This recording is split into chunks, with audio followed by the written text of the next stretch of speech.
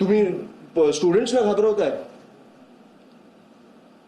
मी surprised आहे. ज्या सरकारला लोकांनी एवढ्या प्रेमाने बसवलं, एवढं बहुमत दिलं, ते सरकार आज लोकांची असं वागतंय. नीट हे आता मी तुम्हाला सांगतो, हे अख्ख्या देशभर पेटणार. हे शांत बसणार नाहीत लोक.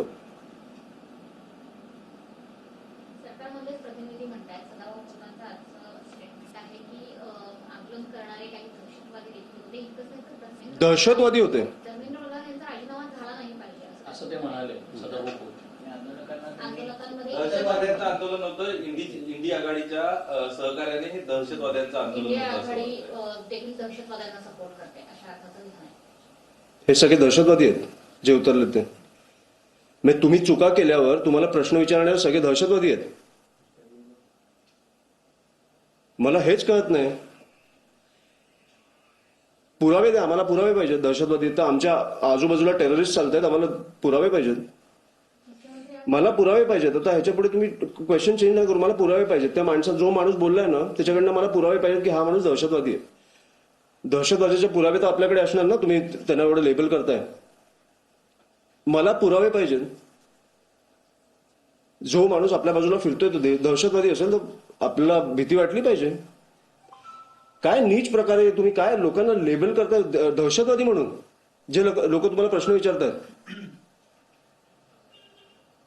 मुख्यमंत्री असं म्हणतात की काही जणांचा हेतू चांगला असू शकतो आंदोलन करण्यामागचा, मात्र या मागे अराजकता पसरवण्याचा प्रयत्न या आंदोलनामधून केला जातो.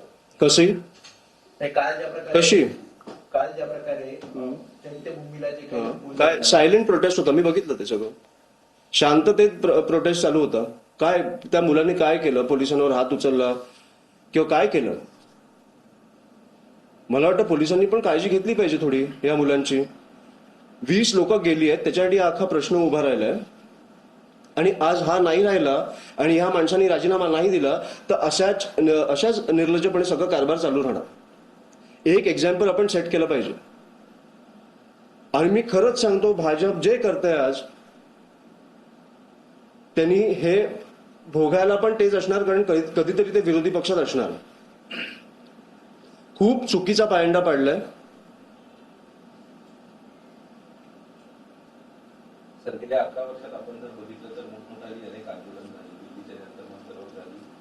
दिल्लीच्या वेशीवरती शेतकऱ्यांना रोखलं गेलं. त्यांच्यावर देखील जी कालची परिस्थिती होती आम्ही ती बघितली. कारण तीच परिस्थिती त्यावेळी देखील शेतकऱ्यांच्या बाबतीत होती. नेमकं हे सगळं होत असताना यांना निवडून तरी देतं कोण आणि येत्या काळात मतदारांना काय आवाहन कराल? नाही, येत्या काळात आता मला 3 वर्षात काय परिस्थिती असेल मला माहित नाही. हे काहीतरी क्रिएट करतील. पण माझं फक्त एवढंच म्हणणं आहे की भरकटू नका. हे विषय लक्षात ठेवा.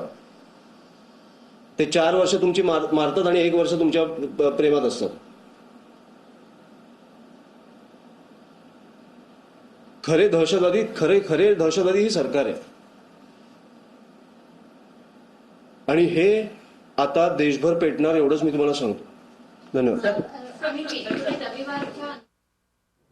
कालची परिस्थिती बघून भीती वाटली. मांगचूक यांना नाही तर सरकारनं लोकशाहीला गुंडाळलं अशा शब्दात अमित ठाकरे यांनी टीका केलेली आहे. सत्तेचा माज भाजपच्या डोक्यात गेलाय का असा सवाल देखील त्यांनी उपस्थित केलेला आहे. पेपर फुटीनंतर 20 विद्यार्थ्यांनी आत्महत्या केल्याचं अमित ठाकरेंनी म्हटलंय.